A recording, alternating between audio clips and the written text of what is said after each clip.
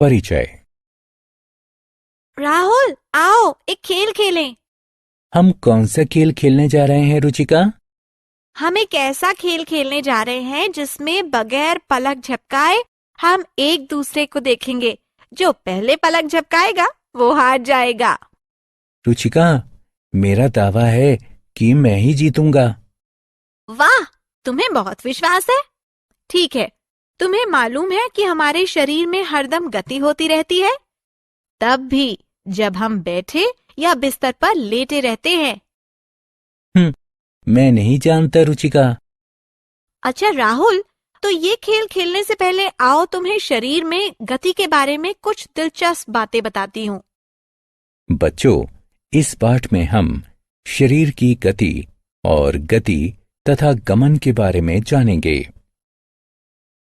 उद्देश्य: इस पाठ के अंत में आप निम्न करने में सक्षम हो जाएंगे: गति एवं गमन का वर्णन करना, मानव शरीर और उसकी गति की जानकारी प्राप्त करना, विभिन्न प्रकार के जोड़ों को पहचानना, विभिन्न मांसपेशियों एवं उनके कार्य को पहचानना, विभिन्न पशुओं के शरीर की गति को पहचानना, धारा रेखित स्ट्रीमलाइन्ड शरीरों को पहचानना, शरीर में गति।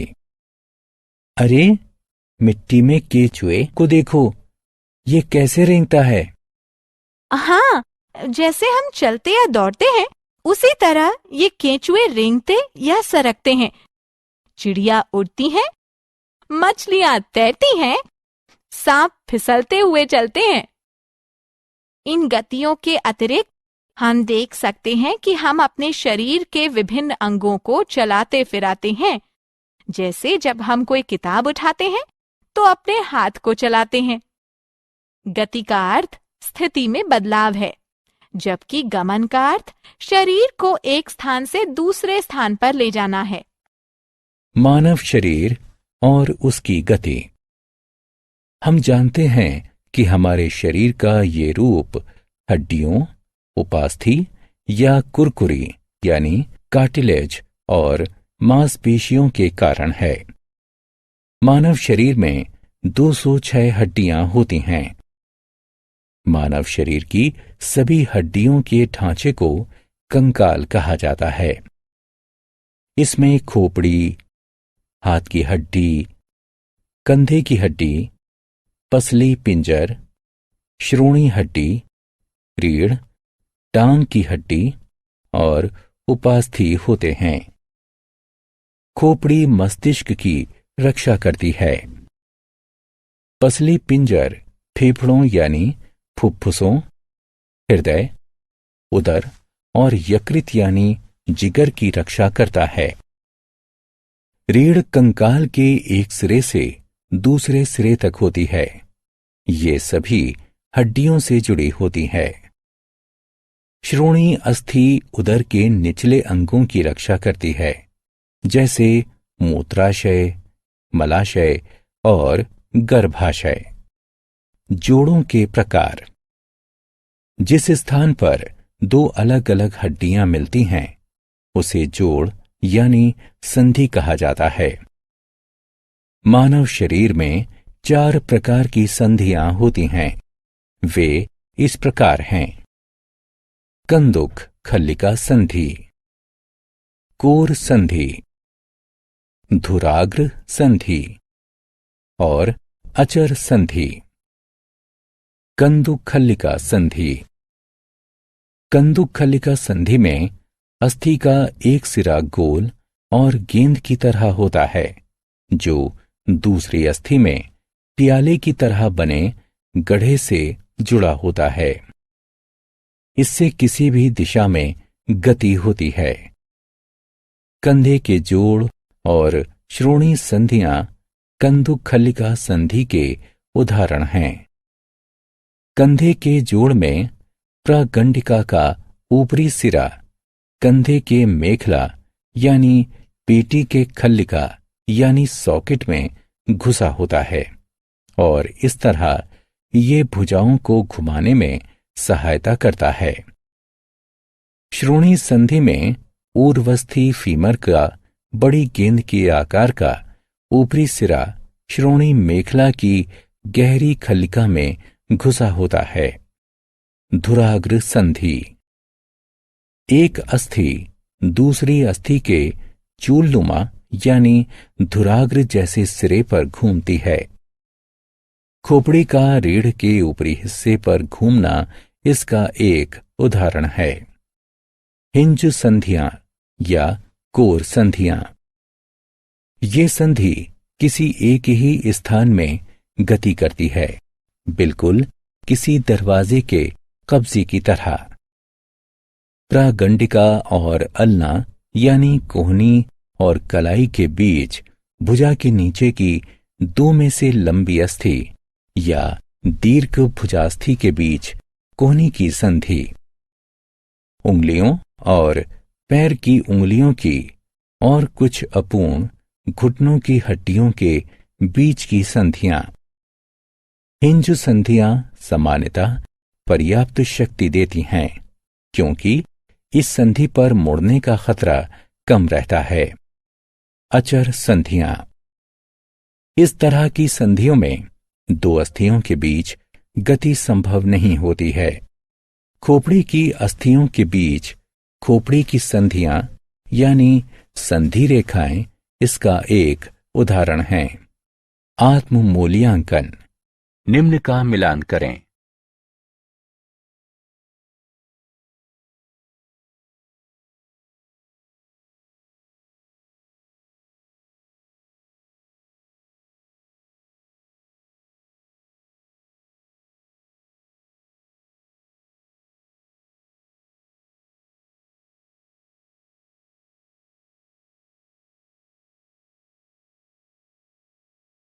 उपास्थि। उपास्थि एक कोमल अस्थि ऊतक है जो संधियों को जोड़ता है। ये बाहरी अंगों में होता है, जैसे कान और नाक। पेशियां एवं उनके कार्य। मानव अथवा पशु शरीर में रेशेदार ऊतकों का एक समूह या गट्ठा, जिसमें सिकुड़ने, शरीर के अंगों की स्थिति में गति पैदा करने अथवा उनके रख रखाव की क्षमता होती है, पेशी कहलाता है। केंचुए में गति। केंचुए ठोस और चिकनी सतहों पर आसानी से गति करते हैं। केंचुओं के शरीर में छोटे छोटे कड़े बाल जैसे प्रेक्षण होते हैं, जिन्हें शूक कहा जाता है। इन शूकों की सहायता से वे मिट्टी को पकड़ लेते हैं। केंचुए अपनी मांसपेशियों को पहले फैलाते और फिर सिकोड़ते हैं। फलस्वरूप वे हर गति के साथ कुछ दूरी तक आगे बढ़ते हैं। केंचुओं से निकलने वाला एक चिकना पदार्थ चलने में उनकी सहायता करता है। घोंघों में गति। घोंघे का बाह्य कंकाल, जो उसका कवच होता है, कैल्शियम कार्बोनेट का बना होता है। चलते समय घोंघा इस कवच को साथ साथ खींचता है। घोंघा अपना सिर भी इसमें छिपा सकता है। कवच के नीचे दृढ़ पेशी वाला पैर बाहर निकल सकता है। मांसल पैर के नीचे की सतह को श्लेष्म पदार्थ चिकना बनाए रखता है। इस सतह के समानांतर लहरदार मांसल संकुचन घोंघे की चलने में सहायता करता है। श्लेष्म पदार्थ तीक्ष्ण वस्तुओं की चोट के खतरे को कम भी करता है। इसलिए घोंघे ब्लेड जैसी तीक्ष्ण वस्तुओं पर किसी तरह की चोट के बगैर चल सकते हैं।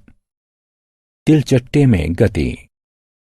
तिलचट्टे के 3 जोड़ी पैर होते हैं, जो चलने में उसकी सहायता करते हैं। 2 जोड़ी पंख होते हैं, जो उड़ने में सहायता करते हैं। तिलचट्टा पंखुड़ियों के समीप पेशियों की सहायता से अपने पैरों को चलाता है। अपने पैरों को चलाने और उड़ाने में सहायता के लिए ये अपने वक्ष की मांसपेशियों का उपयोग करता है। तिलचट्टा चल, उड़ और यहां तक कि चढ़ भी सकता है। अपनी टांगों पर शूलों के कारण ये विभिन्न भूभागों में चल सकता है, जैसे रेत और तार युक्त जालों में। चिड़ियों में गति। एक पक्षी का शरीर उड़ने के लिए सबसे अधिक अनुकूलित होता है। इसके पंख विशेष रूप से रूपांतरित अग्र अंग होते हैं। इन अस्थिमय अग्रपादों की सहायता से पक्षी आसानी से उड़ सकते हैं। पक्षियों की अस्थियां हल्की और खोखली होती हैं। वक्ष की अस्थियां उड़ने वाली पेशियों को जकड़े रहती हैं। पंख फड़फड़ाने में उनकी सहायता करती हैं। पक्षियों के कंधे की अस्थियां बहुत मजबूत होती हैं। उनमें मूत्राशय नहीं होता, जिससे उन्हें आसानी से उड़ने में सहायता मिलती है। अपने पश्च पादों की सहायता से वे वृक्षों पर चल और बैठ सकते हैं। मछलियों में गति। मछलियों का शरीर धारा रेखीय होता है, जो पानी में तेज चलने में उनकी सहायता करता है। मछलियां अपने पंखों के सहारे तैरती हैं। पूंछ एक पार्श्व से दूसरे पार्श्व चलती है और सही दिशा में चलने में उनकी सहायता करती है। किंतु कुछ मछलियां अपने शरीरों को एक पार्श्व से दूसरे पार्श्व मोड़ती हुई चलती हैं, जिससे एक दबाव बनता है जो आगे बढ़ने में उनकी सहायता करता है। सांप में गति। सांप अंग्रेजी वर्णमाला के एस आकार के वलय यानी पाश कुंडली बनाकर और टेढ़े मेढ़े ढंग से चलते हैं। वे सीधी रेखा में नहीं चल सकते। अति चिकनी सतह पर चलना उनके लिए कठिन होता है। सांपों की एक लंबी रीढ़ और अनेक पेशियां होती हैं, जो फिसलते हुए आगे बढ़ने में उनकी सहायता करती हैं। सांप घास फूस, रेत और पानी में चल सकते हैं। सांप के हाथ या पैर नहीं होते, किंतु फिर भी वे वृक्षों पर चढ़ सकते हैं। आत्म मूल्यांकन। विभिन्न चालों का उनसे संबंधित सही जीवों से मिलान करें।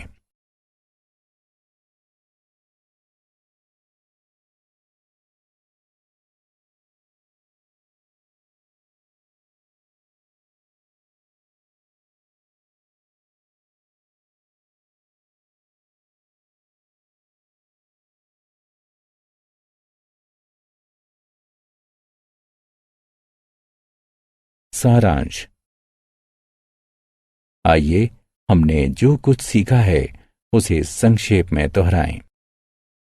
कोई व्यक्ति जब बैठा या लेटा होता है, तब भी उसके शरीर में गति होती है।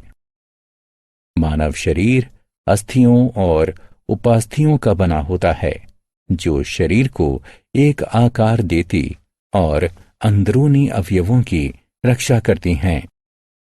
संधियों के स्वरूप और जिस दिशा में वे चलने की अनुमति देती हैं, उसके अनुरूप अस्थि संधियां कई प्रकार की होती हैं।